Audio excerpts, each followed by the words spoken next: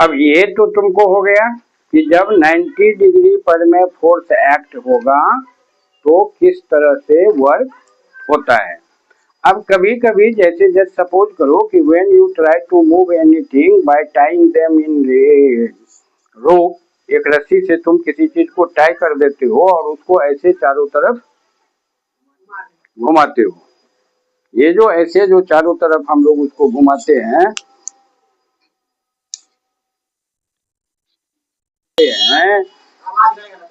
सुनो, अगर हम ऐसे किसी चीज को पकड़ के इस तरह से हम अगर नचाते हैं चारों तरफ ऐसे घुमा रहे हैं तो उस रस्सी में लगा हुआ जो है वह चारों ओर घूम रहा है। वो कब तक घूमेगा? जब तक हम यहाँ से टाई करके फोर्स लगा रहे हैं तब तक वह क्या होगा? घूमता रहेगा। उसमें फोर्स का डायरेक्शन जो है वो किस तरफ है? जो ऑब्जेक्ट मूव कर रहा है, जस्ट सपोज करो कि एक ऑब्जेक्ट जो है उसको हम इस तरह से चारों ओर घुमा रहे हैं तो इसका जो फोर्स है, ये एक जगह हम खड़े हैं, हम खड़ा कहाँ है? इस सेंटर पर, हमारे चारों तरफ वो सर्किल में घूम रहा है। बात समझ गए? तो यहाँ पर क्या वर्क होगा? जब सर्कुलर मूवमेंट होगा इस तरह से किसी एक ऑब्जेक्ट के चारों, एक पॉइंट के चारों तरफ घूमेगा कोई चीज, तो वहां पर में वर्क क्या होगा? वहां का वर्क जो होगा वो हम कैसे कैलकुलेट करेंगे? और इस फोर्स को, इसमें फोर्स का डायरेक्शन जो होगा वो किधर की तरफ होगा? सेंटर की तरफ होगा। इसको हम लोग कहेंगे सेंट्रीपिटल फोर्स। इसको हम लोग क्या कहेंगे? Centripetal force. अब इसको याद रखने के लिए सेंट्रीपिटल फोर्स में क्या होगा? सेंट्रीपिटल फोर्स में क्या होगा? टुवार्ड्स सेंटर होगा, टुवार्ड्स सेंटर होगा। बात समझे कि नहीं?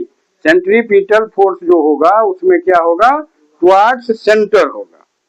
तो ये टुवार्ड्स सेंटर होगा, इसका मतलब ये सर्किल है तो ये क्या हो गया? रेडियस हुआ, ये रेडियस हो गया। बात समझ गए? तो इसका मतलब क्या हुआ कि फोर्स का डायरेक्शन जो होगा वो टुवार्ड्स किधर होगा? सेंटर। और किसके थ्रू? रेडियस। टुवार्ड्स रेडियस हो गया। टुवार्ड्स रेडियस जो होगा तो तब वर्क क्या होगा? तो रेडियस जो होता है वो तुमको सरकमफ्रेंस पर में ऑलवेज परपेंडिकुलर होता है।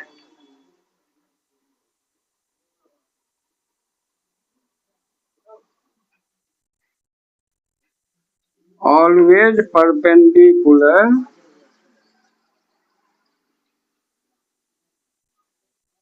एट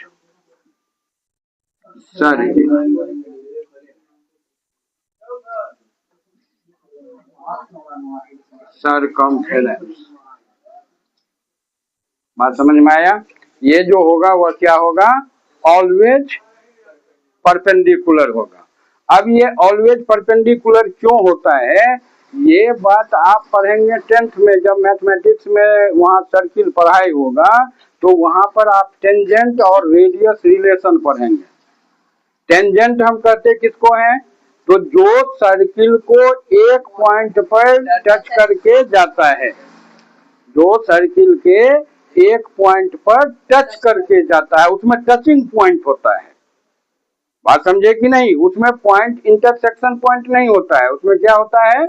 टचिंग पॉइंट होता है। और टचिंग पॉइंट पर में पॉइंट ऑफ टच जो है उस पर में जो हम रेडियस, सेंटर से रेडियस डालेंगे तो वो ऑलवेज उस पर परपेंडिकुलर होगा। यानी यहाँ से अगर हम एक टेंजेंट ऐसे ड्रॉ कर दिए तो ये रेडियस इसके साथ कितने डिग्री का एंगल बनाएगा? 90 डिग्री का एंगल बनेगा। बात समझे कि नहीं? ये 90 डिग्री का एंगल बनेगा। अब थोड़ा देर के लिए तुम लोगों को लगेगा कि ये 90 डिग्री का एंगल कैसे बनेगा, लग रहा होगा। तो बस जस्ट देखो इसको, पहले वो ये फोर्स का वर्क भी समझ में आ जाएगा। इसको यहाँ से मिलाए, एक लाइन और इधर खींच लेते हैं, इसको यहाँ मिलाए। इसमें सेंटर का शॉर्टेस्ट डिस्टेंस कौन होगा? रेडियस। और शॉर्टेस्ट डिस्टेंस को हम क्या कहते हैं? डिस्प्लेसमेंट तो होता ही है, और शॉर्टेस्ट डिस्टेंस जो है उसको मैथमेटिक्स में क्या कहते हैं? Perpendicular distance. हाँ, हाइट। बात समझ में आया? इसको हम लोग क्या कहते हैं? परपेंडिकुलर। इस रूम में सीधा सीधा जो रॉड को रखेंगे वो ऐसे तिरछा करने पर छोटा हो जाएगा, और ऐसे तिरछा करके जो रखा होगा उसको अगर सीधा करेंगे तो वो बड़ा बन जाएगा, वो सीधा होगा ही नहीं। बात समझ में आया? तो इस तरह से ये शॉर्टेस्ट डिस्टेंस है, इसलिए ये क्या होगा? परपेंडिकुलर होगा। अब यहाँ हम बात क्या कहे कि radius is always perpendicular on to the circle at circumference. तो सर्किल में ये जो टेंजेंट है वह एक पॉइंट को टच करता है, तो इसका मतलब सर्किल में जितना पॉइंट है उतने जगह टेंजेंट हो सकता है। टेंजेंट इसी डायरेक्शन में होगा ये बात तो नहीं है, ऐसे भी हो सकता है, टेंजेंट ऐसे भी हो सकता है नहीं। और हर पॉइंट पर रेडियस जहां भी मिलेगा वहां टेंजेंट हो सकता है, और वहां टेंजेंट होगा तो कितने डिग्री का एंगल बनेगा? तो therefore there will be work. वहां वर्क होगा? नहीं होगा। तो जब सेंट्रीपिटल फोर्स होता है तो वहां वर्क क्या हो जाएगा? फिर से जीरो हो जाएगा। इसमें भी ये सर्कुलर अगर रहेगा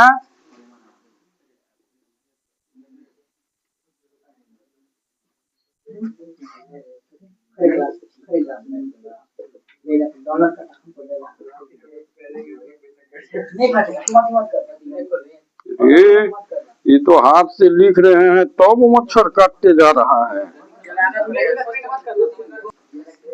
तो सर्कुलर वर्क जो होगा, सर्कुलर फोर्स अगर एक्ट हो रहा है, सेंट्रीपिटल फोर्स एक्ट होगा तो सर्किल बनेगा, और सर्किल पर में जो फोर्स एक्ट होगा वह किसके थ्रू होगा? रेडियस के टुवर्ड्स होगा, और रेडियस के टुवर्ड्स जब फोर्स एक्ट होगा तो वर्क क्या होगा?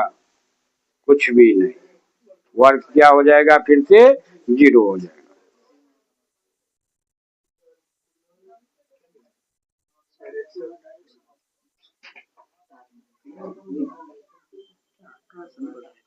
तो इससे तुम और एक बात समझ सकते हो, जैसे सन है, सन जो है वो बीच में है, इसके चारों तरफ अर्थ जो है, अर्थ या एनी सैटेलाइट जो है वह घूम रहा है।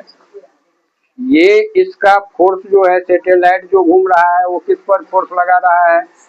वो सन पर फोर्स लगा रहा है।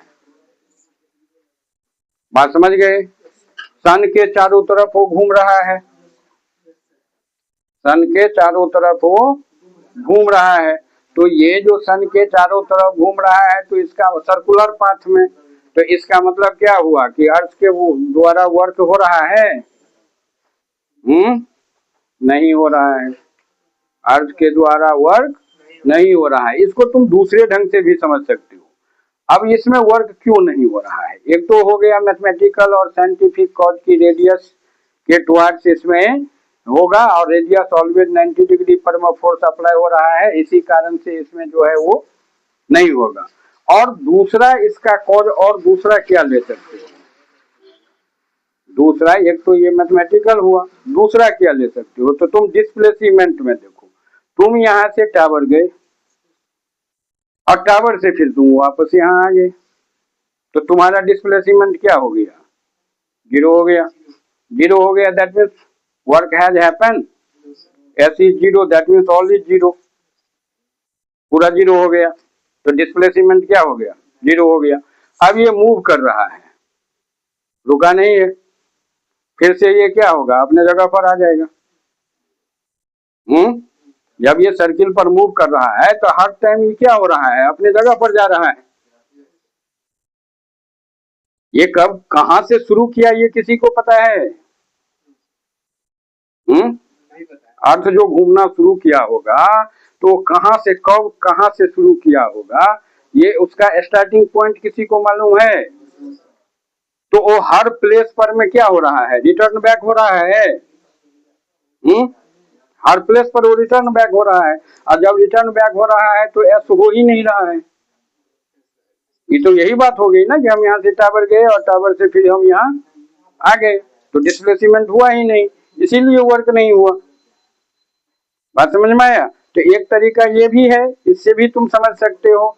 और दूसरा तरीका हुआ कि तुमको परपेंडिकुलर अगर फोर्स एक्ट होता है तो वर्क जीरो होता है। सर्कुलर पाथ में या सेंट्रीपिटल फोर्स जो है, सेंट्रीपिटल को याद रखने के लिए फ्लावर में जो पंखुड़ी होता है उसको क्या कहते हैं, पेटल। वहाँ स्पेलिंग एक होता है, बात समझे ना। वहाँ बोलने में वो आज के डेट में वो आ गया है मोबाइल, 13 जगह से लोग उसका प्रोनाउंसिएशन सुनता है और उस हिसाब से जी को ऐंठ करके बोलता है। हाँ, तो वो खैर उससे कोई मतलब नहीं है।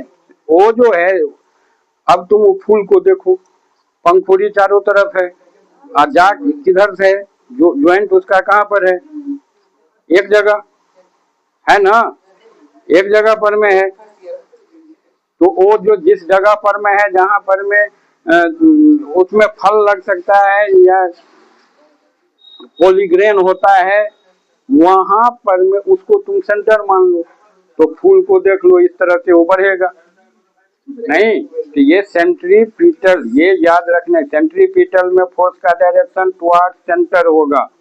जैसे अर्थ घूमता है एक पाथ में, इसका ये किस पर फोर्स लगा रहा है, फ्यूगल हुआ जब सन, तुमको सन भी तो इसको अर्थ लगा रहा। जैसे हम यहाँ पर में घुमा रहे थे तो हमारा फोर्स जो था उस ऑब्जेक्ट पर था, और उस ऑब्जेक्ट का फोर्स जो था, तो हम उसका फोर्स हमारे तरफ सेंट्रीपिटल है, और हम जितना फोर्स उसके तरफ लगा रहे हैं वो सेंट्रीफ्यूगल है।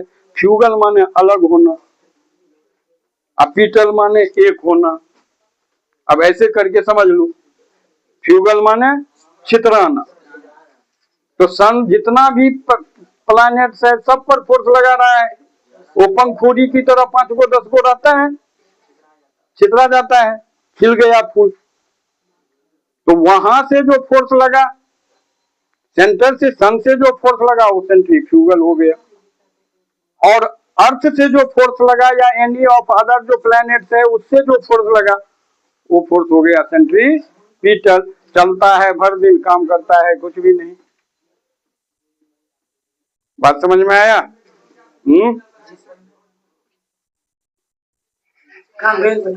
हाँ, अब है तुमको पॉजिटिव, निगेटिव और जीरो वर्क।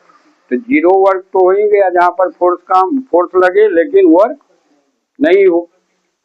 और निगेटिव क्या होगा, जब तुमको फोर्स के डायरेक्शन के एंटी डायरेक्शन में वर्क होता है, उसमें जो निगेटिव लगाया जाता है वह तुमको न्यूमरल नहीं है, वो कन्वेंशनल है।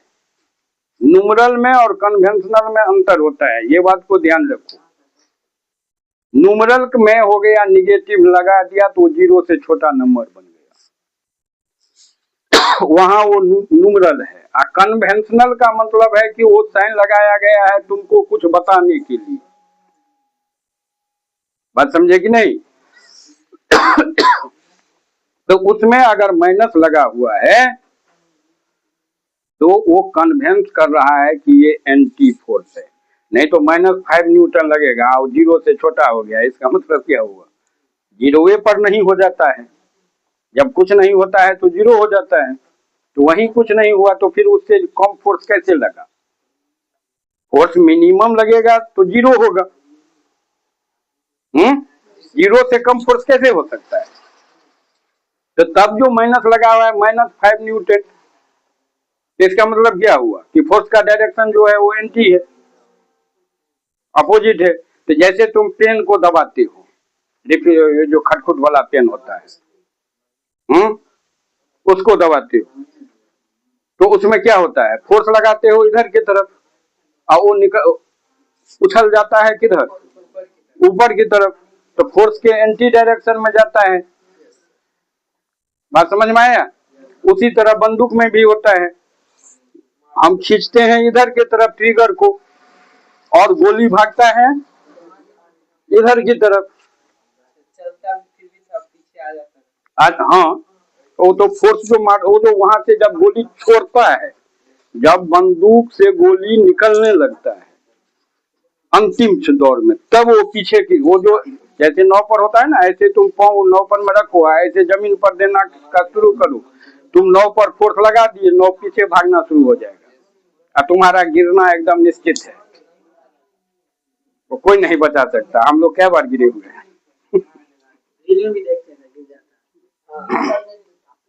बात समझ में आया?